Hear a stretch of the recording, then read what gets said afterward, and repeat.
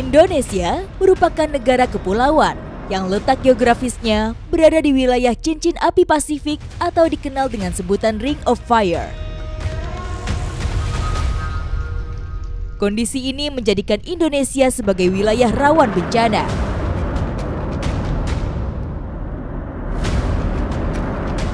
Gempa megathrust merupakan jenis gempa kuat yang terjadi di zona megathrust, yaitu zona subduksi aktif di mana lempeng tektonik samudra menekan di bawah lempeng tektonik benua.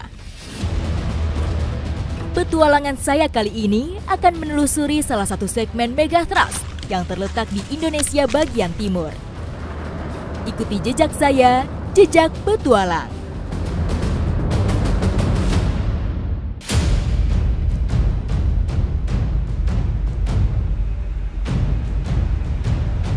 Perjalanan tim Jejak Petualang dalam tajuk ekspedisi cincin api megathrust, kami mulai dengan mendaki Gunung Dukono, salah satu gunung api aktif yang berada di Halmahera Utara. Halmahera Utara merupakan salah satu jalur cincin api Pasifik, dan kali ini saya sudah bersama dengan para pendaki lokal. Kita mau mendaki salah satu gunung yang masih aktif bahkan sampai dengan sekarang. Ikuti jejak saya, Jejak Petualang. Perjalanan saya mulai dari Desa Ruko, Kecamatan Tobelo Utara, menggunakan kendaraan kebun yang biasa digunakan petani untuk mengangkut kelapa. Sebelum menuju ke pintu gerbang pendakian, kita menaiki roda 3 dan juga melewati kebun-kebun dari masyarakat. Ini cukup panjang perjalanannya. Ini kurang lebih ditempuh berapa menit, Om? Pakai roda 3-nya? 1 jam. 1 jam. Kita akan menempuh waktu selama 1 jam.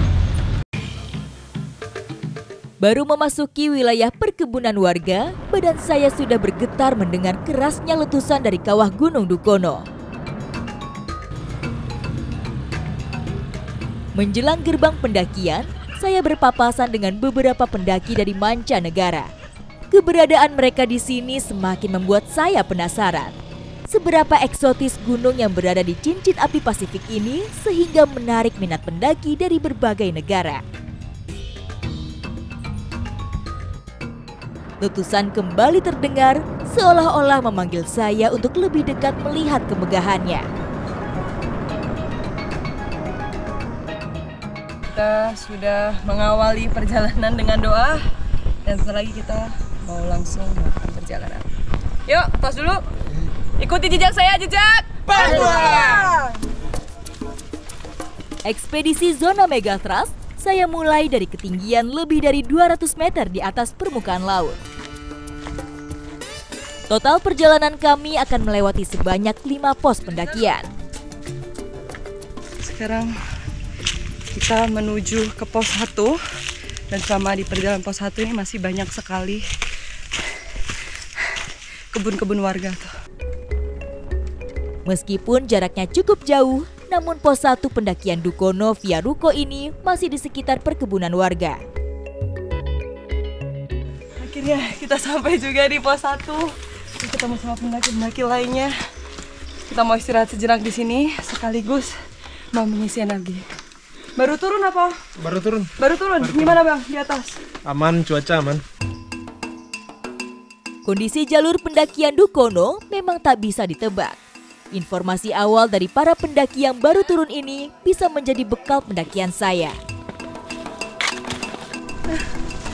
Ini kita baru sampai pos 1, belum sampai di Gunung Dukononya, tapi udah berapa kali terdengar letusan-letusannya. Menarik. Dalam beberapa jam perjalanan awal, saya sudah merasakan beberapa kali letusan yang cukup kencang.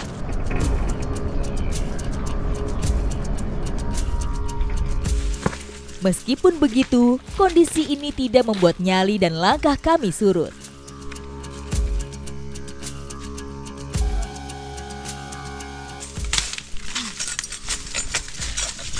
Nah, ini kita sudah ada di kawasan hutan. Kalau tadi kebun-kebun, ini sudah di daerah hutan karena sudah ada rotan dan juga pohon-pohon palem.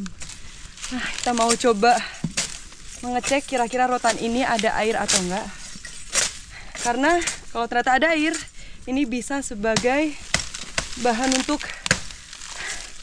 air tambahan ketika kita ada di gunung maupun di hutan.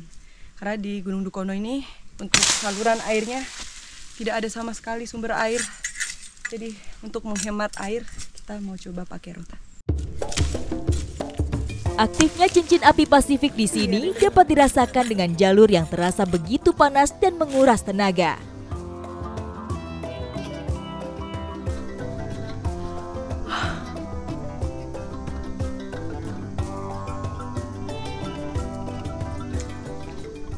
Rasanya ada kayak batang-batang pohon gitu, tapi seger banget.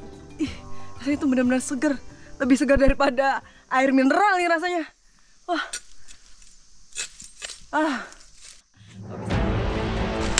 barusan saja kedengaran letusan dari gunung api Dukono.